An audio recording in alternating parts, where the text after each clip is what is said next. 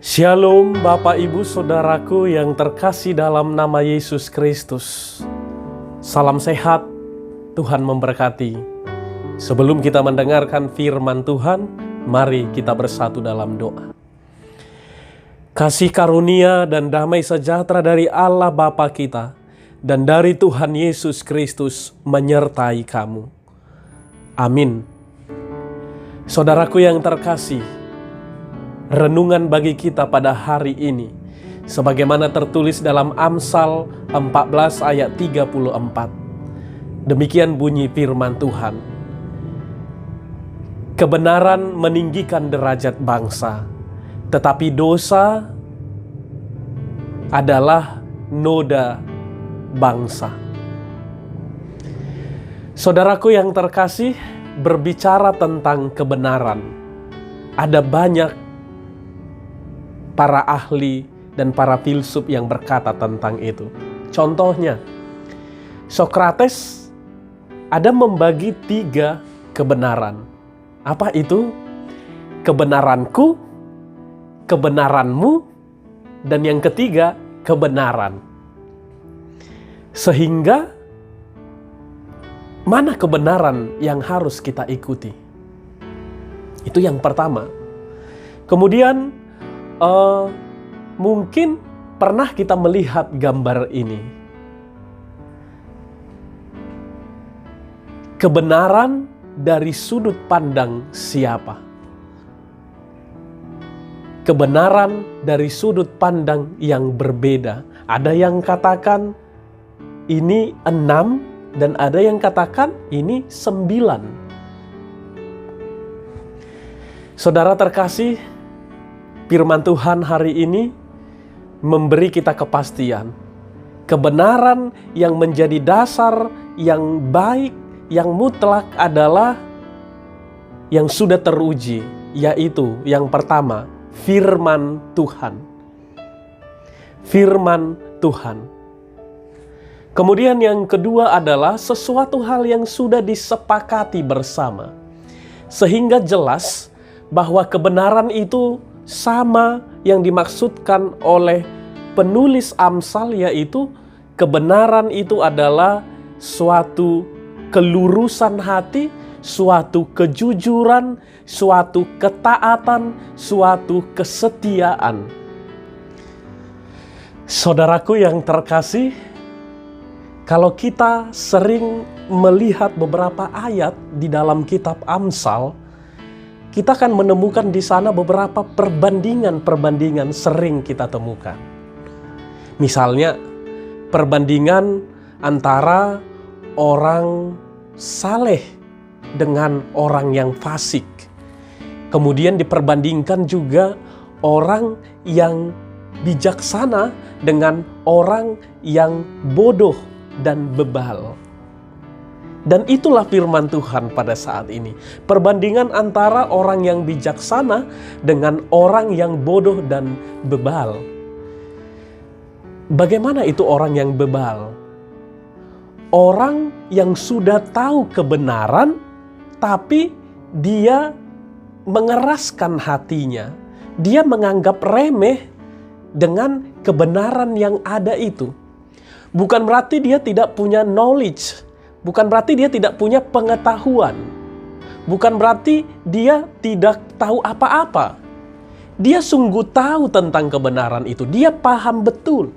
Tapi dia remeh dan dia tidak mau tahu dengan kebenaran itu. Itulah yang dimaksud oleh Amsal, orang yang bodoh atau orang yang bebal. Dan itulah juga yang dimaksud tentang dosa adalah menodai bangsa. Orang-orang bebal yang seperti tadilah yang dimaksud menodai bangsa. Kalau kita lihat, siapakah mereka-mereka yang seperti itu? Jangan-jangan saya, jangan-jangan kita, atau kamu, atau siapapun. Kita tahu yang benar, tapi kita anggap remeh dan diam untuk itu. Atau mungkin yang pernah kita dengar berita, mungkin dia tahu yang benar Dan dia tahu hukumannya juga akan itu. Tetapi dia korupsi. Itu adalah orang-orang yang menodai bangsa yang dimaksud. Maka saudaraku yang terkasih, mari kita meninggikan derajat bangsa kita, Indonesia, negara kita, Indonesia. Mari kita mendukung langkah pemerintah kita dengan terus melangkah di dalam kebenaran, dimanapun kita. Mungkin kita pernah mendengarkan ungkapan John F. Kennedy, Presiden Amerika Serikat. Yang dia katakan adalah, jangan tanyakan apa yang telah diberikan atau apa yang akan diberikan oleh negara kepadamu. Jangan dulu. Tetapi tanyakanlah dirimu, apa yang akan kau perbuat untuk negara? Apa yang sudah kau perbuat untuk negara? Maka sama seperti firman Tuhan hari ini, kita harus mulai dari diri kita sebagai rakyat, sebagai orang Kristen, orang-orang percaya, untuk terus berada di jalur kebenaran. Untuk lebih memotivasi kita lagi, Anwar Sadat yang pernah menjadi presiden Mesir, kita tahu bersama lumayan lama peperangan, pertengkaran antara Israel dan Mesir, bahkan berabad-abad lamanya. Ketika Anwar Sadat menjabat menjadi presiden, dia pernah berpidato yang ditayangkan, dipublikasikan oleh TV nasional di Mesir pada saat itu. Dia katakan dalam pidatonya bahwa saya tidak akan mau berjabat tangan dengan seorang bangsa Israel selama bangsa Israel menguasai 1 sentimeter dari wilayah kita. Bahkan dia menekankan, I will never. Tidak akan, dan tidak akan, dan tidak akan. Memang pidato itu berpengaruh karena begitu lamanya perdamaian tidak muncul-muncul. Tidak ada titik temu. Bahkan campur tangan internasional pun susah pada saat itu.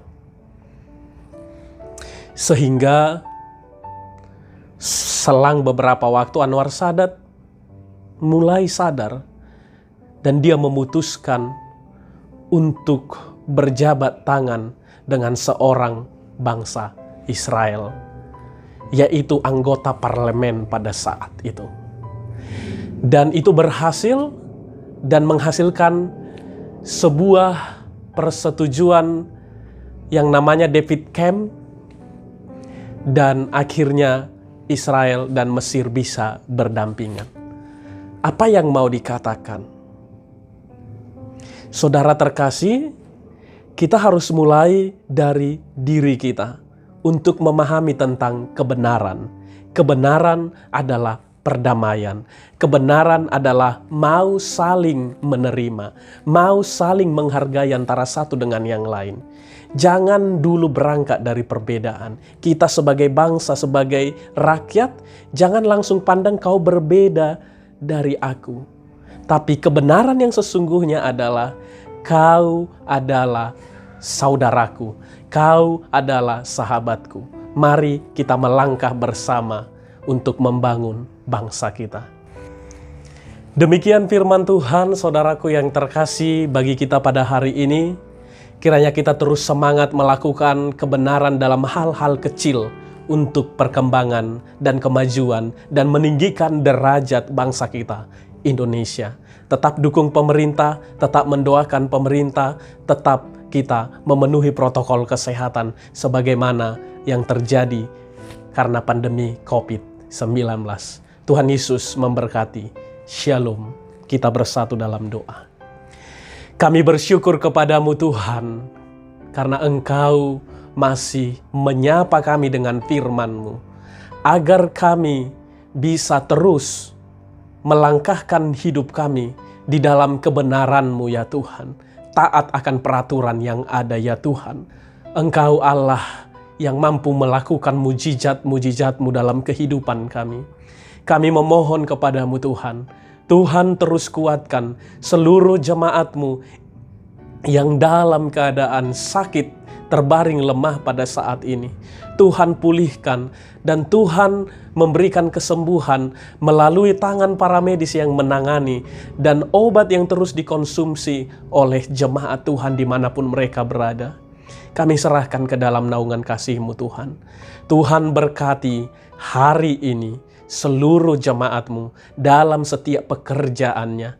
Limpahkan rejeki Tuhan, berikan kesehatan, jauhkan dari sakit penyakit, dan biarlah terus jemaat-Mu mengingat nama Tuhan dan bersyukur kepadamu selama-lamanya.